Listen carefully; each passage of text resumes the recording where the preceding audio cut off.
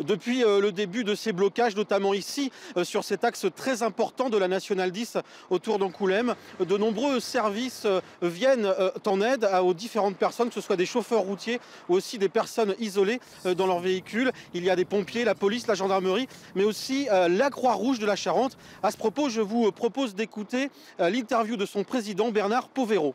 On va patrouiller pour essayer de voir les gens qui sont dans les véhicules légers coincés au milieu des camions pour justement leur apporter du café, de l'eau et à manger des sandwichs et des choses comme ça. Depuis le début des blocages, combien de personnes vous avez pu aider?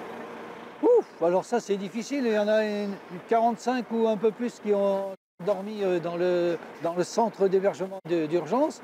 Mais là aujourd'hui par exemple on a dû faire une soixantaine de personnes minimum cet après-midi, tellement il y en a partout.